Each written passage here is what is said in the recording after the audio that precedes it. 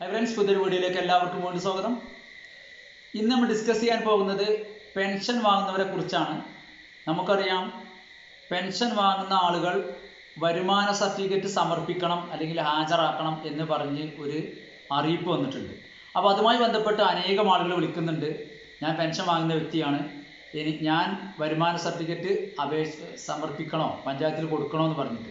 അപ്പോൾ ഇതുമായി ബന്ധപ്പെട്ട് നിങ്ങൾ ശ്രദ്ധിക്കേണ്ട കാര്യം, പെൻഷൻ വാങ്ങുന്ന എല്ലാ ആളുകളും നിർബന്ധമായിട്ടും വരുമാന സർട്ടിഫിക്കറ്റ് കൊടുക്കണം എന്ന് ഗവൺമെൻറ് പറഞ്ഞിട്ടില്ല.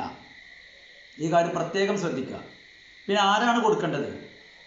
അതായത് നിങ്ങൾ ചെയ്യേണ്ടത്, പെൻഷൻ വാങ്ങുന്ന വ്യക്തിയാണെങ്കിൽ നിങ്ങൾ സെൻറ്ററിൽ വന്ന് നിങ്ങൾ ആധാർ കാർഡുമായി വന്ന് നിങ്ങൾ മുമ്പ് വരുമാന സർട്ടിഫിക്കറ്റ് സമർപ്പിച്ചിട്ടുണ്ടോ ഇല്ലയോ എന്ന് ചെക്ക് ചെയ്യുക.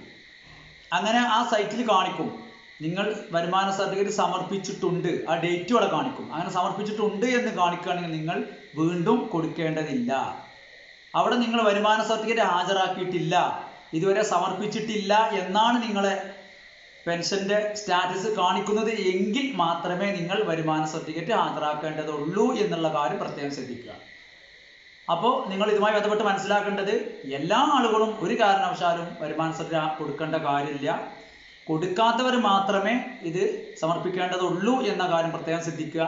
പല ആളുകളും പഞ്ചായത്തിൽ നിന്ന് പല ആളുകൾക്കും വിളി വരുന്നുണ്ട്, നിങ്ങൾ സമർപ്പിച്ചിട്ടില്ല, എത്രയും പെട്ടെന്ന് ഈ മാസം 30-ാം തീയതിൻ്റെ ഉള്ളിലായിട്ട് നിങ്ങൾ സമർപ്പിക്കണം, അല്ലെങ്കിൽ നിങ്ങളെ പെൻഷൻ കട്ടാവും എന്ന് പറഞ്ഞിട്ടുണ്ട്.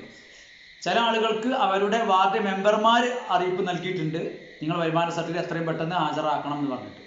അപ്പോൾ ഇതാണ് ഇതുമായി ബന്ധപ്പെട്ട് നമ്മൾ ശ്രദ്ധിക്കേണ്ട കാര്യം. ഓക്കെ, നിങ്ങൾക്ക് ഉപകാരപ്രദമായ മറ്റൊരു വീഡിയോയുമായി നമുക്ക് വീണ്ടും കാണാം. താങ്ക്